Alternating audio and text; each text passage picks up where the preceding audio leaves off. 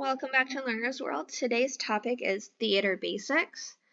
It's going to cover just some of the little things you would pretty much cover in a theater class, from people who work on a play like the director or the stagehands to fun games you would play in a theater class. So without further ado, let's get started.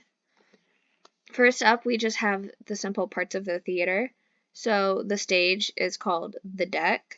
You have the proscenium, which is the boundary between the stage and the audience, usually in the form of an arch. You have the apron, which is the portion of the stage in front of the proscenium. You have wings, which is the backstage portion to the left and right sides of the stage. You have tabs, which are curtains that separate audience and stage. You have the house, which is where the audience sits. It's commonly called like an auditorium though. You have the green room, which is the resting spot for actors before and after the show and between the scenes they might be in. And you have the orchestra pit, which is where musicians sit and play music if you aren't using a sound system for the music for the play. Next, we have just stage directions and parts of the stage. So you have stage left, which is the actor's left and the audience's right. You have stage right, which is the actor's right and the audience's left. You have upstage, which is the part of the stage by the back curtain from the audience's point of view. You have downstage, which is the part of the stage closest to the audience. And you have center stage, which is that middle section of the stage between upstage and downstage. You have upstage left, which is the stage left portion of the upstage area. And upstage right, which is the stage right portion of the upstage area. You have center stage right, which is the stage right portion of the center stage. And you have center stage left, which is the stage left portion of center stage. You have downstage right, which is, again, is the stage right portion of the downstage area. And downstage left, which is the stage left portion of the downstage area. And then if you are looking at the picture and you see 9 sections, that's because you also have upstage center, center stage center, and downstage center, which is that spot right in between the left and the right side of the stage. Next, we have types of acting or acting techniques. So the Meisner technique is when actors who use this method respond to the external cues they receive with naturalness. You have method acting, which is when actors spend time living how their character does for a few weeks, and it helps them to stay in character until they are done with the role. So, for example, if the actor was going to play a taxi driver, they might get a job as a taxi driver for a couple weeks just to get a feel for the job so they can better represent it on screen or in a play. You have classical acting, which emphasizes overly dramatic gestures, slow, drawn-out speech, and exaggerated actions. You have the Stella Adler technique, which is when the actor uses their imagination and works on understanding their character. You have the Spolin technique. This was created by Viola Spolin. She used games that were used in the theater, allowing actors to improvise. You have the Uta Hagen technique, which is an acting technique focused on authenticity, substitution, specificity, transference, and preparation. You have practical aesthetics technique, which allows the actor to put a piece of themselves into a character. You have character acting, which is when the actor fully embodies the character they play. You have commercial acting, which is actually pretty much what it sounds like. It's when an actor shows up in an ad on TV to promote a brand. You have modern acting, which is mixing improvisational and classical techniques and blending them together. You have the Laban movement, which is when actors who use this technique look for a new way to physicalize a character. You have pantomime, which is very over-the-top acting that is purposeful. And keep in mind, for pantomime, you're just using gestures and facial expressions because you do not talk. And last but not least, for an acting technique, we have the Chekhov acting technique. It is considered a psychophysical approach. It's internal impulses that are put with external gestures. We have some basic theater terminology real quick. So a rehearsal would be the practice of the lines in a play. You have a script, which is a book of the lines and the stage directions that correspond with the lines. You have blocking, which is how an actor moves around the set. You have stage direction, which is the instruction for the actor on their movements or the position they want to be on the stage. You have crossing, which is movement from one spot to another on the stage or set. You have exit, which is the movement of an actor going off stage. You have beat, which is a very short pause or small division of actions. You have a read-through, reading of the play without blocking. You have a monologue, which is an extended set of lines spoken by one person. You have motivation, which is the desires of individual characters. Cheating is when the actor's body is physically facing the audience, but their heads are facing their scene partner. You have a prompt, which is given when the actor forgets the line and you kind of give them their next line. You have ad-libbing, which is acting with nothing planned of what to say next. You have a fourth wall, which is an imaginary surface by which an audience watches the performance. You have the cast, which is the people who are acting in the play, show, or movie that you are watching. You have a call time, which this is the time an actor is expected to be at the theater or the location that they are acting at. Next, we have the run-through, which is the practice of the entire play. You have intermission, which everyone knows is the break between the acts of a play. You have the load-in, which is when the theater gets set up for the show. You have the technical or tech rehearsal, which is the rehearsal to get all the technical elements set up and ready to go. You have a dress rehearsal, which is when everyone practices the play in their full costume. The term sold out means that every ticket has been sold.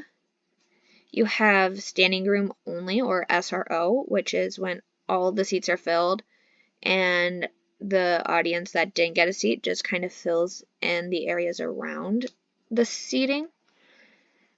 And breakaway is pretty well known as meaning good luck. You also have curtain call, which is when the actors take a bow at the end of the play. Standing ovation, which typically takes place during the curtain call, is when the audience is standing up to clap at the end of the performance. You have strike, which is when you remove a set piece from the stage. An understudy is an actor who becomes familiar with the lines of another actor so as to substitute if the person who got that character gets sick or hurt. So next we have some types of theaters or stages. So you have a thrust stage, which is a stage that projects into the auditorium. It is typically a semicircular or half polygon shaped. You have a black box theater, which is a room painted black, and the stage floor is equal with the first row where the audience is sitting. You have an arena theater, which is the central stage with an audience on all sides.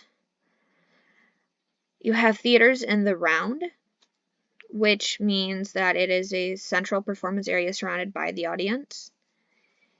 You have platform stages, which are raised rectangular platforms with a sloped stage. Hippodromes are central circular arenas with concentric tiered seating. You have open-air theaters, which are outdoor theaters without a roof. The promenade theater would be where the audience follows actors and the play from place to place. You have site-specific theater. This is usually a non-traditional theater, like a warehouse. You have a proscenium stage, which is deep, occasionally raked stages, and typically have an orchestra pit. Okay, so the people who work on plays. You have the director, who is the person who's going to oversee the play and orchestra for any theater production. You have the music director, who oversees the musical aspects of the show. You have the choreographer, who creates the dance routines for the music songs for the play. You have the actor and actresses, which are the people portraying the roles that you're seeing on stage. You have the dance captain. The dance captain is usually a member of the cast who makes sure everyone is in sync for the dances, demonstrates the dances, and will create extra rehearsals for the practice of these dances. You have the stage manager, who organizes teams who help the show run smoothly, create rehearsal schedule, arrange costume fittings, and they do a lot more. But this was just to name a quick couple things that they do. You have the ensemble or chorus. A lot of the time, the ensemble might play different background characters in each scene. And you have a stagehand who works backstage behind the scenes doing things like the lights and the sounds. So some typical theater games are questions only. So this is an improv game in which the actors for the scene can only speak in questions. The minute someone speaks in a statement, that person's out of the scene, and the person who didn't use a statement stays there, and someone replaces the person who does use a statement. You have One Word Story, which is another improv game where everyone playing says one word at a time, and you go around the room and tell a story like that. You have Party Quirks. Yes, I'm aware that I just did 3 improv games in a row, but they're all really fun. So Party Quirks is the person hosting the party has to guess what their 3 guests are pretending to be. So usually the party guests will get a paper with like some sort of thing to portray on it, or the party host will step outside while the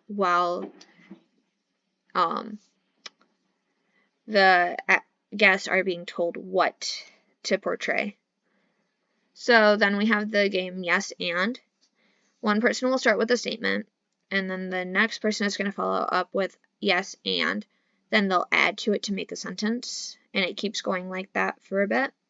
You have the alphabet game, which is when you go through the alphabet and you name things in a category. You have the game Drama Freeze. So it is when 2 people act out a scene without discussing it beforehand. The director will say freeze, and the next group of 2 takes over when the director says action. You have the mirror game, which is when 2 people stand facing each other and mirror each other's movements. You have the human knot. It's kind of a team building exercise, more or less, where everyone stands in a circle grabbing hands of 2 others in the circle. Can't be someone standing next to them, though. Or at least you try to avoid the grabbing hands with someone who's standing next to you. You create a knot and work together to untangle yourselves. And then last but not least, for theater games, we have changing channels. This is when 3 actors face the audience. The audience will come up with a couple TV channels, yelling the channels out. The actors will come up with a scene that would fit that channel. And last but not least, we have pantomime in theater class. So some basic actions that are taught for a pantomime in a theater class are tossing an imaginary ball, forward walk, backwards walk, which is essentially similar to the moonwalk, and tugging a rope.